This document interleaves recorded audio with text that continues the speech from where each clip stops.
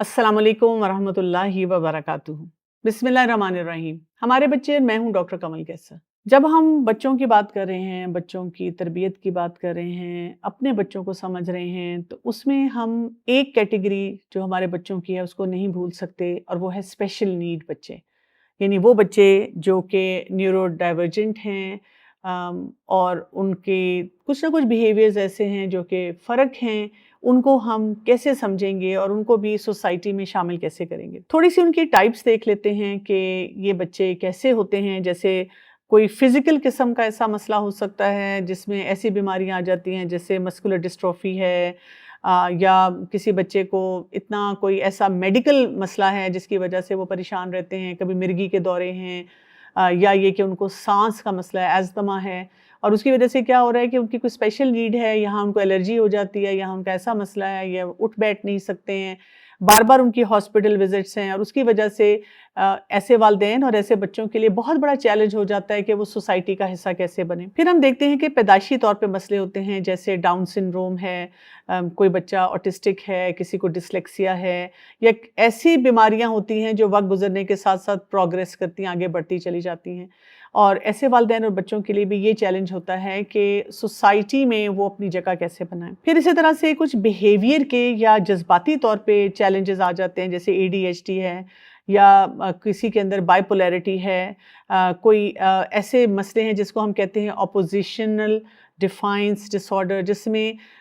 उसके अंदर हर चीज़ में ना कहने का रवैया होता है, और समहाउ उसकी फितरत में वो ऐसा शामिल हो चुका होता है कि ना वालिदैन से हैंडल होता है, ना मुआशरा ऐसे बच्चों को एक्सेप्टेंस देता है। फिर इसी तरह सेंसरी इम्पेयर्ड बच्चे होते हैं, जैसे कोई बच्चा है वो सुन नहीं सकता, या वो देख नहीं सकता,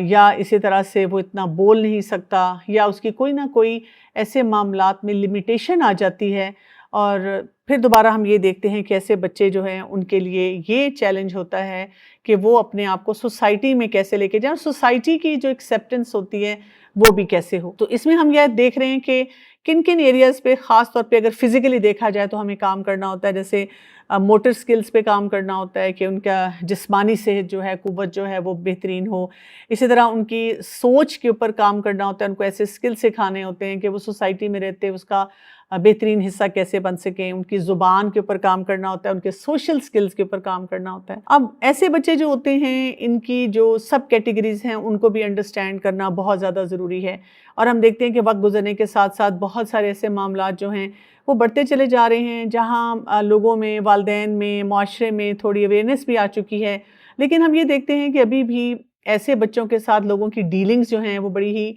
मुश्किल में रहती हैं। जैसे ऑटिज़म है, अब हम ये देखते हैं कि ये एक ऐसा चैलेंज है जो कि पैदाइशी तौर पे उनके अंदर है। न्यूरो डाइवर्जेंट बच्चे जो होते हैं, आप उनको इस तरह से समझते हैं कि जैसे आप समझें कि आपने कोई एक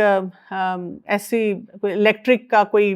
डब्बा खोला है जिसमें बहुत से सर्किट्स हैं, और उन सर्किट्स की वजह से बल्ब जल रहा है, रोशनी आ रही है, या कोई मशीन काम कर रही है। इन बच्चों में वो सर्किटिंग भी मौजूद होती है, लेकिन वो सर्किटिंग डिफरेंट तरीके से हुई होती है, जिसकी वजह से उनके बिहेवियर्स भी थोड़े से डिफरेंट होते हैं। और ये नहीं है कि ये बच्चे फल फूल नहीं सकते, या ये कि ये कोई ज़िंदगी में काम नहीं कर सकते, ये बेहतरीन काम कर सकते हैं, सिर्फ इनको इनके सर्किट्स के मुताबिक कोई जगह मिल जाए। और अगर उनको वो जगह मिल जाती है तो ये बेहतरीन तौर पे अपने आप को खड़ा कर लेते हैं। ये बात वालिदैन को भी समझनी है, उस बच्चे को भी समझनी है, और इस पूरे माशरे को जो है वो समझने की ज़रूरत है। और इन बच्चों में हम ये भी देखते हैं कि कई दफ़ा डायग्नोसिस बहुत ज़्यादा मुश्किल होता है, क्योंकि या तो एक्सपर्ट्स नहीं होते जहाँ पे आप होते हैं, या वो एक्सपर्ट्स बहुत ज़्यादा चार्ज करते हैं, या इसके साथ साथ ये होता है कि वैसे ही बड़ा मुश्किल काम है कि इन बच्चों का किया जाए डायग्नोसिस। खैर, जब अगर आपने डायग्नोसिस कर लिया तो हम इस मामले में ये समझते हैं कि इन बच्चों को हमेशा अर्ली इंटरवेंशन की तरफ लेके जाना चाहिए। यानी वालिदैन को अगर नॉर्मल बिहेवियर्स का पता हो कि कैसे, और अगर उनको ये नज़र आए कि अब मेरे बच्चे का कोई सर्किट का फ़र्क है, ये वो बच्चा नहीं है जैसे आम मेरे घर में बहुत सारे बच्चे हैं, तो अगर आप जल्दी डायग्नोसिस की तरफ जाते हैं बजाय इसके कि डिले करते रहें, तो आप बहुत जल्दी इनको ऐसे स्किल सिखा सकते हैं जिससे ये बच्चे मज़ीद बेहतर हो जाएं। ADHD हम देखते हैं, इसमें भी हम क्या देख रहे हैं कि बच्चा जो है جیسے کہ ہم نام سے ہمیں پتہ چلتا ہے کہ اس میں اٹینشن اور سیلف کنٹرول کا مسئلہ ہوتا ہے. بچہ بہت امپلسو ہوتا ہے، ایسی باتیں کر جاتا ہے، ایسے کام کر جاتا ہے جس کی وجہ سے بہت کیئرلیس مسٹیکس اس کی کاؤنٹ کی جاتی ہیں، ایسی چیزیں بول دیتا ہے جو کہ نہیں بولنی چاہیے. اور ان بچوں کو بھی درستگی کی طرف لے کے جایا جا سکتا ہے جب ایکسپرٹ ہیلپ کے ساتھ، جہاں پہ کبھی کبھار ان کو ادویات دی جاتی ہیں، اور زیادہ جو ہوتا ہے ان کی بیہیویئر تھیراپیز ہوتی ہیں جس سے ان کو سکھایا جاتا ہے کہ اپنے آپ کو کیسے بہتر بنائیں. ڈاؤن سنڈروم جو ہوتا ہے وہ ہم دیکھتے ہیں کہ وہ ایک ایسی بیماری ہے جس میں کروموزومل لیول پہ یعنی جینیٹیکلی ایک فرق چیز ہوتی ہے. لیکن یہ بچے بھی جو ہیں ان کے کبھی کبھی تو ہلکا پھلکا مسئلہ ہو سکتا ہے، ان کی سمجھ کا، ان کی ریزننگ کا، اور کبھی زیادہ بھی مسئلہ ہو سکتا ہے. اور ان کو بھی لائف لانگ اگر سکھاتے رہیں، ان کے سکل بلڈ کرتے رہیں، ان کو سوسائٹی کا حصہ بنایا جائے تو یہ بچے بھی بہت بہترین طور پہ آگے بڑھ سکتے ہیں. اسی طرح سے ایک مسئلہ سیریبرل پیلسی کا ہوتا ہے، اور یہ بیماری کی شکل ہوتی ہے جس میں جب بچہ پیدا ہوتا ہے تو پیدا ہوتے ساتھ ہی کوئی نہ کوئی چیلنج ہوتا ہے. کئی دفعہ لوگ ڈاکٹر کو بلیم کرتے ہیں کہ جی ڈلیوری کے وقت میں ڈاکٹر نے توجہ نہیں دی، آکسیجن کی کمی ہو گئی. زیادہ تر کیسز میں جو ڈاکٹرز نے جتنی ابھی تک ریسرچ کی ہے وہ کہتے ہیں کہ یہ پیدا ہونے سے پہلے کے بہت سارے مراحل میں جو چیلنجز آتے ہیں وہاں سے ہی کبھی کبھی بچے کا جو ہوتا ہے نا وہ سسٹم ایسا بن جاتا ہے، اور اس کو واقعی آکسیجن اس کے دماغ تک ایسی نہیں پہنچتی کہ وہ اس طرح کی بیماری کا شکار ہو جاتا ہے. اور اگین اس میں بھی پھر بہت سی تھیراپیز ہوتی ہیں جس کے ذریعے بچے کو بہترین زندگی دی جا سکتی ہے. مرگی اگر کسی کو ہے تو ایک زمانے میں تو بہت زیادہ پریشان کن سچویشن تھی کہ اگر بچے کو کہیں پہ مرگی کا دورہ پڑ گیا تو اب وہ کیا کرے گا، یا وہ بچہ پھر کئی دفعہ ایجوکیشن میں نہیں جانا چاہتا، تعلیمی ادارے میں نہیں جانا چاہتا کہ وہاں پہ سب میرا مذاق اڑائیں گے. لیکن اب اس کے بارے میں اویئرنیس بھی ہے، اور اس کی ادویات بھی ایسی موجود ہیں، اور ایسا طریقہ لائف سٹائل موجود ہے جس سے اس کو بہتر کیا جا سکتا ہے. تو سب سے بڑی جو امپورٹنٹ بات ہے جو ہم نے سب نے سمجھنی ہے وہ کیا ہے کہ سپورٹ بہت چاہیے. اگر ہم سپورٹ دیں گے ایسے معاملات میں، یعنی اس میں ہم کہتے ہیں فیملی سینٹرڈ پریکٹسز ہونی چاہیے. یہ سپورٹ پیرنٹس کو ملنی چاہیے، والدین کو ملنی چاہیے، بچوں کو ملنی چاہیے، پورا خاندان جو ہے اس کو ملنی چاہیے، خاندان کی طرف سے ملنی چاہیے. اس کے علاوہ باہر کے جو ماحول ہے اس میں ملنی چاہیے. ہمارے پاس ایسے سینٹرز، ایسے ایکسپرٹس ہونے چاہیے جو ان کا علاج کرنے والے ہوں تاکہ بہترین طریقے سے ان کی رہنمائی کی جا سکے. اگر آپ قرآن پاک میں دیکھیں تو سورہ جو عبس ہے اس میں آیت نمبر 1 سے 4 جس میں رسول اللہ صلی اللہ علیہ وسلم جب کچھ امراء کے ساتھ بیٹھے ہوئے تھے، اور آپ صلی اللہ علیہ وسلم کی ایک شدید خواہش تھی کہ اگر میں ان کو دین کا پیغام پہنچاؤں اور یہ وہ بات سمجھ جائیں، اور اسی وقت وہ جو نابینا صحابی آئے اور وہ کچھ جاننا چاہ رہے تھے، تو اللہ سبحانہ وتعالیٰ نے یہاں پہ آپ صلی اللہ علیہ وسلم کو فرمایا کہ ان کی طرف توجہ دی جائے، ان کو سکھایا جائے. تو یہاں سے ہمیں یہ پتہ چلتا ہے کہ اگر ایک انسان اس کی کوئی اگر باقی لوگوں کے مقابلے میں صلاحیت کی کمی ہے تو اللہ تعالیٰ نے ان کے اندر کوئی اور صلاحیت رکھی ہوتی ہے، کوئی ایک اور ایسا مزاج رکھا ہوتا ہے جس کے ذریعے بہت کچھ سیکھ سکتے ہیں. تو یہاں پہ سب سے پہلا جو اہم رول آتا ہے نا وہ والدین کا آتا ہے کہ والدین جو ہیں وہ اپنے اس کردار کو کیسے ادا کریں گے. اور والدین میں بھی یہ کہ وہ ایک دوسرے کو بلیم نہیں کریں بلکہ ایک دوسرے کے لیے بہت زیادہ اسٹرانگ ہو جائیں، ایک دوسرے کے ساتھ کھڑے ہو جائیں. اور پھر یہ کہ کبھی اپنی کمیوں کوتاہیوں کو اس طرح نہ دیکھیں کہ پتہ نہیں ہم سے کون سے گناہ ہوئے ہیں. کئی دفعہ ارد گرد کے افراد بھی ان کو ایسا ہی بتاتے ہیں ضرور انہوں نے کوئی گناہ کیا تھا کہ اللہ تعالیٰ نے ان کو ایسی اولاد دے دی ہے. اور وہ والدین بھی اتنے گلٹ میں رہتے ہیں، اتنے پریشان رہتے ہیں کہ کئی دفعہ وہ جو انہوں نے معاملات بچوں کے ساتھ کرنے ہیں وہ صحیح طرح سے کر نہیں پاتے. تو بس امیجن کر لیں کہ آپ کا بچہ باقی بچوں کے مقابلے میں ڈیفرنٹ ہے. اپنے آپ کو امیجن کر لیں کہ جس رفتار سے یا تیزی سے باقی بچے آگے بڑھ رہے ہیں، ہو سکتا ہے اس کی سپیڈ تھوڑی سلو ہو، لیکن یہ نہیں ہوگا کہ یہ فنش لائن پہ نہیں جائے گا یا یہ کوئی بھی معاملہ جو ہے وہ صحیح طرح سے نہیں کر سکے گا. والدین کو یہ بھی سمجھنے کی ضرورت ہے کہ ہمیں اوورلی obsessed نہیں ہو جانا کہ ہمارے اور بھی بچے ہیں جو کہ نیورو ڈائیورجنٹ نہیں ہیں بلکہ وہ نارمل طریقے سے گرو کر رہے ہیں، تو ہم ان کے جو معاملات ہیں ان کو سفرنگ میں ڈالیں. تو دونوں طرح سے والدین جو ہیں کئی دفعہ پریشان رہتے ہیں. تو والدین کو بتایا جائے کہ آپ اکیلے نہیں ہیں اور آپ کو بھی بہت زیادہ اپنا خیال رکھنے کی ضرورت ہے. آپ کا سیلف کیئر ماڈل بہت اسٹرانگ ہونا چاہیے، اور بہت سی تھیراپیز ہیں جس میں پلے تھیراپی ہوتی ہے، جس میں آپ خود بھی سیکھ سکتے ہیں اور آپ بچوں کے ساتھ گرو کر سکتے ہیں. میں کتنے ایسے ایکسپرٹس کو جانتی ہوں ان معاملات میں جن کے اپنے کسی فیملی ممبر یا بچے کا مسئلہ تھا، اس کی وجہ سے انہوں نے پھر وہ ٹریننگ لی اور اب وہ ایز ایکسپرٹ بہت سے لوگوں کو کمیونٹی میں سکھا رہے ہیں. انہوں نے ادارے بھی بنا لیے ہیں.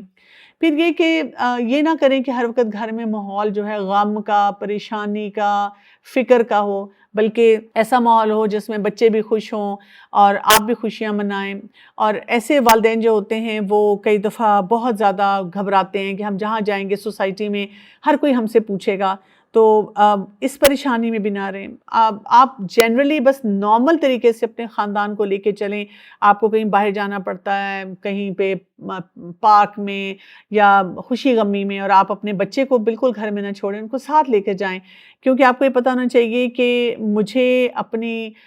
جو اللہ تعالیٰ نے مجھ پہ اگر یہ امتحان ڈالا ہے تو مجھے اپنی صلاحیتوں پہ بھروسہ کرنا ہوگا کہ میں آگے بڑھوں۔ آپ نے کن کن چیزوں کو روکنا ہے، کن کن معاملات سے اپنے آپ کو بچانا ہے، جیسے اوور کمپنسیٹ نہیں کرنا، یعنی اس بچے کو اتنا نہیں دینا کہ باقی بچے جو ہیں وہ محرومی کا شکار ہو جائیں۔ اسی طرح گلٹ میں نہیں جانا، بلکہ جو کرنے والا کام ہے وہ کرنا ہے۔ بلیم نہیں کرنا کسی کو کہ فلاں کی وجہ سے ہوا، فلاں کی وجہ سے ہوا۔ اسی طرح غصے میں نہیں آنا۔ کبھی کبھی لوگ جو ہیں وہ اللہ تعالیٰ سے نعوذ باللہ ناراض ہو جاتے ہیں کہ میرے ساتھ ایسا امتحان کیوں آیا اور میں اللہ سے ناراض ہوں۔ نہیں، ہمارے رب نے اگر ہماری زندگی میں کوئی امتحان رکھا ہے تو ہمیں پتہ ہونا چاہیے کہ ہمارے اندر اللہ تعالیٰ نے صلاحیت بھی رکھی ہے کہ ہم اس سے ڈیل کر سکیں۔ اور ہر شخص کی زندگی میں کوئی نہ کوئی امتحان ہے۔ ہمارا امتحان شاید نظر آ رہا ہے، کسی اور کا امتحان نظر نہیں آ رہا، اور ہو سکتا ہے وہ اس سے بھی بڑا ہو۔ اسی طرح شیم بھی نہیں رکھنی اپنے اندر کہ شرمندگی کا احساس کہ میں کہیں بھی جاؤں تو ایسے بچے کو ساتھ لے کر کیسے جاؤں۔ تو آپ دیکھیں کہ کوئی بھی معاملہ جو مشکل والا ہوتا ہے، یعنی مومن کے لیے تو کیا ہے کہ اگر کانٹا بھی اسے چبھتا ہے تو وہ اس کے لیے اجر کا باعث بنتا ہے۔ تو یہ والا امتحان جو ہوتا ہے یہ تو کافی بڑا امتحان ہوتا ہے، تو آپ اس میں سوچیں کہ اللہ تعالیٰ کی طرف سے ضرور کوئی نہ کوئی آسانی ہوتی ہے کہ اللہ تعالیٰ نے یہ جب امتحان ہمیں دیا ہے تو ہمیں پہلے نا ان تمام معاملات کو سمجھنا ہے، اور جتنا ہم انہیں سمجھیں گے ہم اتنے اچھے طریقے سے ان کو ہینڈل کر سکیں گے۔ بچے پہ بھی نا اس طرح کے بہت سے اثرات آتے ہیں، جیسے پہلے تو بچہ ڈیولپمنٹلی یعنی جب پیدا ہوا ہے، پیدائشی طور پہ بہت سارے چیلنجز لے کر آیا ہے۔ اب جب اس کے اپنے مائل سٹونز پیچھے ہیں اپنی عمر کے بچوں کے حساب سے، تو آپ سوچیں کہ اس کی کتنی فرسٹریشن ہوتی ہے، اس کے بھی جذبات ہوتے ہیں، اس کے کئی بیہیویئرز ہوتے ہیں جو اسے خود نظر آنا شروع ہو جاتا ہے کہ میرے بیہیویئرز وہ نہیں ہیں جو کہ باقی ارد گرد کے بچوں کے ہیں، اور اس کو نہیں سمجھ آ رہا ہوتا کہ وہ اپنے آپ کو کیسے ایکسپلین کرے، کیسے فٹ ان کرے، اور اس کے لیے پھر سوشلائز کرنا ایک بہت بڑا چیلنج ہو جاتا ہے۔ تو آپ دیکھیں کہ یہ جو مسئلے مسائل ہوتے ہیں نا، ایک چھوٹا سا بھی چیلنج ہو تو اس کے ساتھ ہمارے پاس ایک فزیکل چیلنج بھی آتا ہے، ایک ایموشنل چیلنج بھی آتا ہے، ایک لرننگ کا پرابلم بھی آتا ہے، کئی دفعہ میڈیکل پرابلم بھی ہوتا ہے، بار بار ہاسپٹل وزٹس بھی ہوتی ہیں۔ تو ایسے تمام موقع میں جتنا سپورٹ سٹرکچر سٹرونگ ہوتا ہے، بچہ اتنا زیادہ بہتری کی طرف جانا شروع ہو جاتا ہے۔ اس میں بہت سارے لوگوں کا رول ہوتا ہے، والدین کا رول ہے، ڈاکٹرز کا رول ہے،